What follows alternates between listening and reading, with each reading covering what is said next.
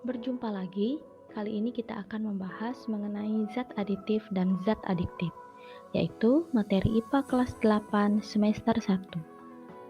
Kita mulai dari yang pertama, yaitu zat aditif. Ketika memilih makanan, seseorang akan mudah tertarik karena rasanya yang enak, warnanya yang menarik, aromanya yang menggugah selera, atau kemasannya menawan.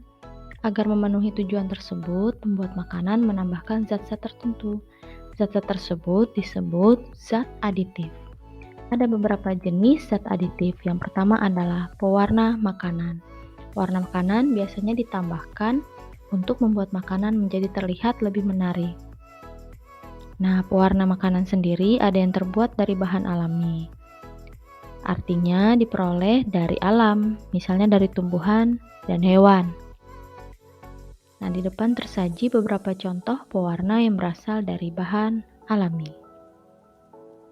Selain pewarna dari bahan alami, terdapat pula pewarna buatan yang diperoleh melalui proses reaksi kimia menggunakan bahan-bahan yang berasal dari zat kimia sintetis.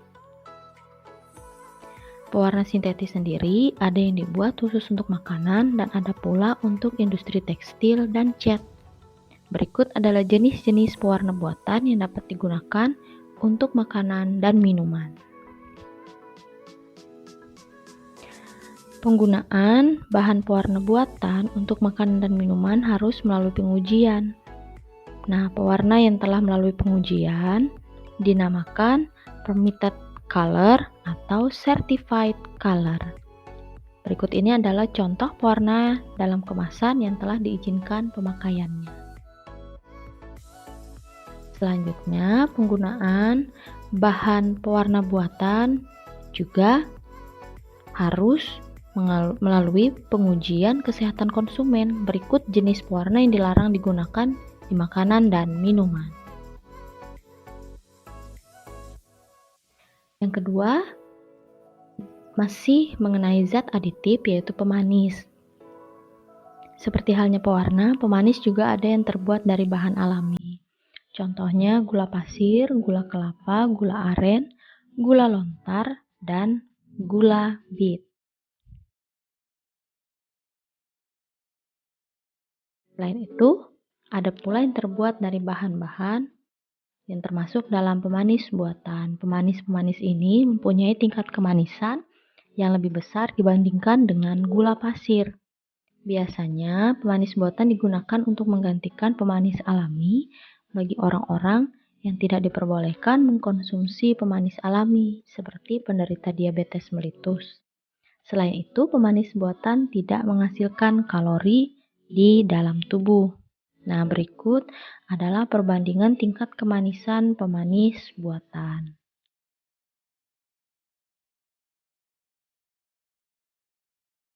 Zat aditif yang ketiga adalah pengawet. Kerusakan makanan dapat disebabkan oleh adanya mikroorganisme yang tumbuh pada makanan dan minuman. Bahan pengawet fungsinya untuk mencegah tumbuhnya mikroorganisme sehingga reaksi kimia yang disebabkan oleh mikroorganisme tersebut dapat dicegah. Di sini ada beberapa contoh bahan pengawet dan penggunaannya.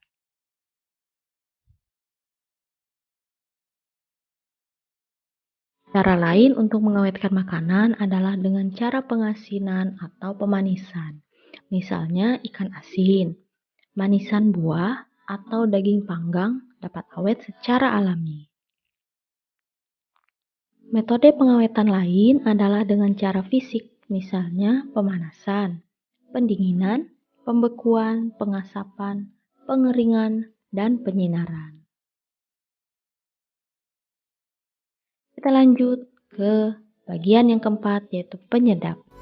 Adapun bahan penyedap alami yang umum digunakan adalah garam, bawang putih, bawang merah, cengkeh, pala, merica, cabai, laos, kunyit, ketumbar, sereh, dan kayu manis.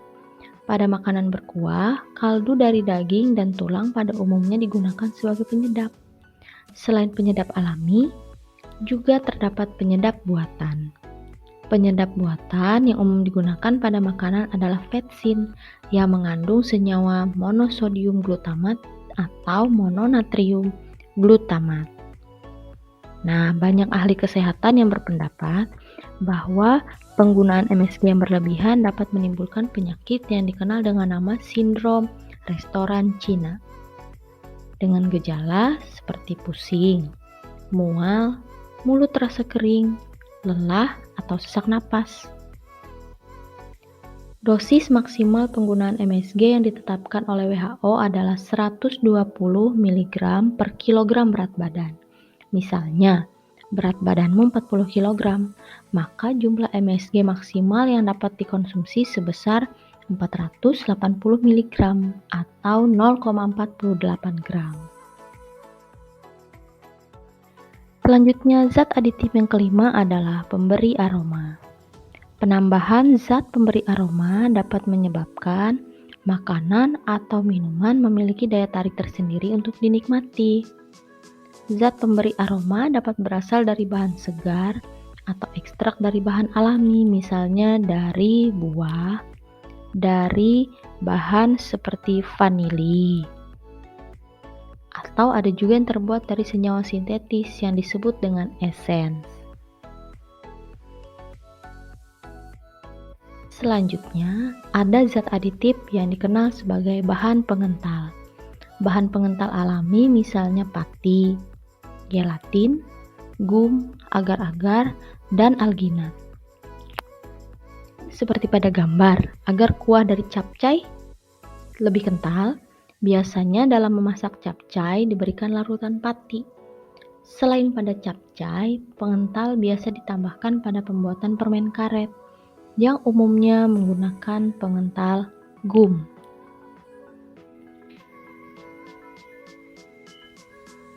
Nah, jenis zat aditif yang ketujuh atau yang terakhir adalah pengemulsi.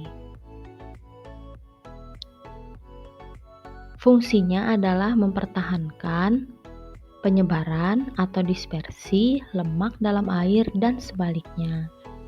Contoh dari zat pengemulsi sendiri misalnya sabun. Nah, kalau pada makanan sendiri, misalnya lecitin yang terkandung dalam kuning telur maupun dalam kedelai. Lecitin banyak digunakan dalam pembuatan mayones dan mentega. Setelah jenis-jenis zat aditif, kita memasuki bagian yang kedua, yaitu zat adiktif. Zat adiktif ketika dikonsumsi akan memberikan gejala yang menunjukkan seseorang mengalami ketergantungan atau adiksi atau ingin menggunakannya secara terus-menerus atau disebut pula ketagihan. Zat adiktif sendiri dapat dikelompokkan menjadi 3 jenis, yaitu yang pertama ada narkotika, yang kedua psikotropika, dan yang ketiga adalah zat psikoaktif lainnya. Kita akan bahas satu persatu. Kita mulai dari yang pertama yaitu narkotika. Narkotika sendiri merupakan zat berbahaya yang tidak boleh digunakan tanpa pengawasan dokter. Nah, penggunaan narkotika tanpa pengawasan dokter termasuk dalam perilaku melanggar hukum. Narkotika sendiri dapat dikelompokkan menjadi 3 golongan berdasarkan potensi dalam menyebabkan ketergantungan. Golongan yang pertama, sangat berbahaya karena berpotensi sangat tinggi menyebabkan ketergantungan. Contohnya heroin atau putau, kokain, dan ganja. Golongan yang kedua berpotensi tinggi dalam menyebabkan ketergantungan dan dapat digunakan sebagai pilihan terakhir dalam pengobatan. Contohnya morfin, petidin, dan metadin. Selanjutnya golongan yang ketiga berpotensi ringan dalam menyebabkan ketergantungan dan banyak digunakan dalam pengobatan.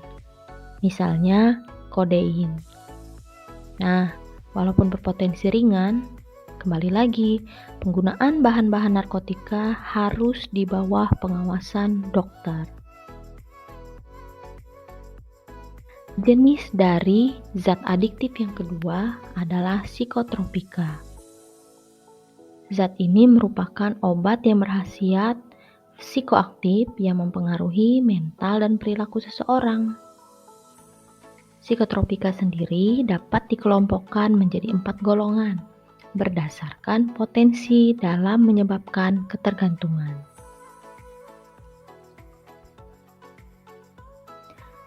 Yang pertama, berpotensi sangat kuat menyebabkan ketergantungan dan tidak digunakan sebagai obat, misalnya ekstasi. Golongan yang kedua berpotensi kuat menyebabkan ketergantungan dan sangat terbatas digunakan sebagai obat, misalnya amfetamin dan metamfetamin. Golongan yang ketiga berpotensi sedang menyebabkan ketergantungan dan banyak digunakan sebagai obat, misalnya pentobarbital dan flunitrazepam.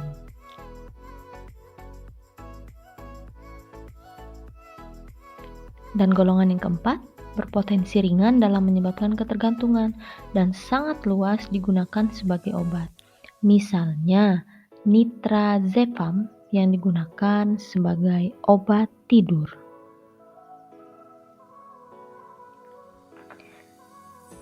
Jenis yang ketiga dari zat adiktif adalah zat psikoaktif lainnya. Nah, selain dari narkotika dan psikotropika, psikoaktif lainnya ini juga berpengaruh terhadap kerja sistem saraf dan apabila disalahgunakan atau dikonsumsi dalam jumlah besar juga dapat menimbulkan dampak yang berbahaya bagi kesehatan tubuh. Contohnya adalah alkohol. Alkohol yang banyak digunakan yaitu jenis etanol atau C2H5OH. Zat ini diperoleh dari fermentasi glukosa dengan ragi. Jenis yang kedua adalah nikotin. Terdapat dalam daun tembakau. Daun tembakau biasanya digunakan sebagai bahan pembuatan rokok. Nah, penggunaan rokok berbahaya bagi kesehatan karena dapat menyebabkan kanker. Jenis yang ketiga yaitu kafein. Kafein secara alami terdapat dalam kopi, namun juga ditemukan pada teh. Nah, dampak penggunaan zat adiktif bagi kesehatan. Untuk narkotika, efek jangka pendek memberi rasa nyaman, halusinasi, dan peningkatan denyut jantung. Untuk jangka panjang, menyebabkan ketergantungan, daya tahan tubuh menurun, kurang gizi, gangguan jiwa, bahkan meninggal karena overdosis. Penggunaan jarum suntik juga dapat menularkan HIV/AIDS dan hepatitis. Dampak penggunaan psikotropika untuk jangka pendek menyebabkan gangguan persepsi, hilang nafsu makan, dan tekanan darah meningkat.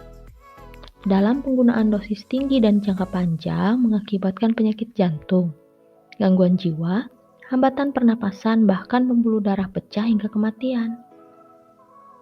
Untuk alkohol yang masuk ke dalam tubuh akan masuk dalam pembuluh darah, menuju otak dan menekan kerja otak. Pada ibu hamil, pecandu alkohol dapat melahirkan bayi yang cacat.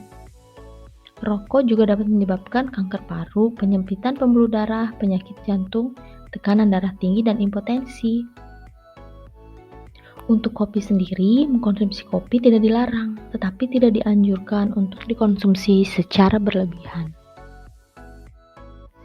Nah, selain nikotin, dalam rokok juga terdapat sekitar 4.000 senyawa termasuk tar dan karbon monoksida yang berbahaya bagi tubuh. Di depan tersaji apa saja senyawa-senyawa yang terdapat di dalam sebuah rokok.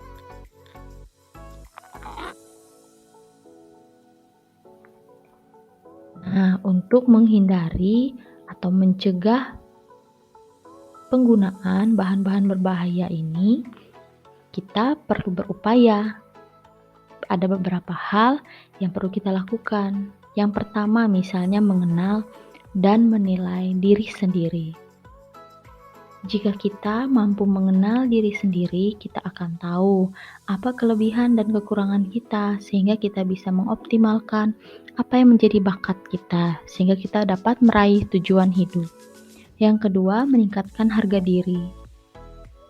Orang yang memiliki harga diri akan merasa dirinya berharga, sehingga dia merasa akan mempunyai tanggung jawab untuk mencapai cita-citanya. Yang ketiga, meningkatkan rasa percaya diri. Jika kita memiliki percaya diri yang baik, maka kita akan memiliki dorongan yang kuat untuk melakukan hal-hal yang positif. Yang keempat, terampil mengatasi masalah dan mengambil keputusan. Kita harus terampil dalam mengambil keputusan, sehingga kita dapat berpikir logis dan tidak jatuh kepada hal-hal yang kurang tepat dan membuat kita gagal. Yang kelima,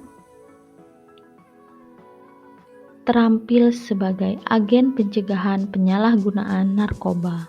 Sebagai remaja, merupakan subjek yang penting dan harus terlibat aktif dalam pencegahan penyaluran narkoba, baik di sekolah maupun di lingkungan rumah. Agar kalian semua dapat melewati masa remaja dengan berbagai hal yang positif.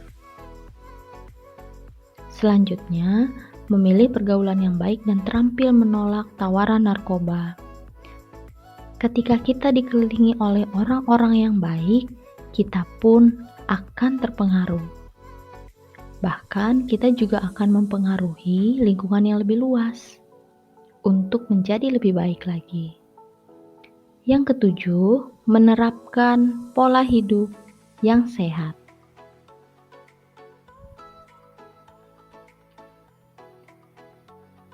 Ketika kita memiliki pola hidup yang sehat, kita akan mengkonsumsi makanan dan minuman yang sehat serta bergizi, membuat kita tercegah atau dijauhkan dari berbagai penyakit. Selanjutnya adalah memperkuat iman dan takwa kepada Tuhan. Sebagai rakyat Indonesia, dengan dasar negara yang pertama dari sila pada Pancasila, yaitu ketuhanan yang Maha Esa, tentu kita yang menjadi dasar kehidupan kita adalah iman dan takwa kepada Tuhan. Selanjutnya, melakukan kegiatan yang positif. Masa remaja tidak akan terulang kembali, maka isilah dengan kegiatan-kegiatan yang baik. Misalnya, kalian terlibat aktif pada ekstrakurikuler sekolah, atau ikut dalam organisasi-organisasi siswa, sehingga itu dapat menjadi pengalaman yang berharga untuk kalian menghadapi masa depan. Dan yang terakhir adalah membangun komunikasi dan hubungan yang baik dengan teman dan keluarga. Mari luangkan waktu bersama-sama keluarga dan juga teman-temanmu untuk dapat saling berbagi sehingga dapat saling memberikan pengaruh yang baik. Nah, demikianlah pembahasan kita hari ini. Semoga bermanfaat dan sampai bertemu di video pembelajaran selanjutnya. Terima kasih.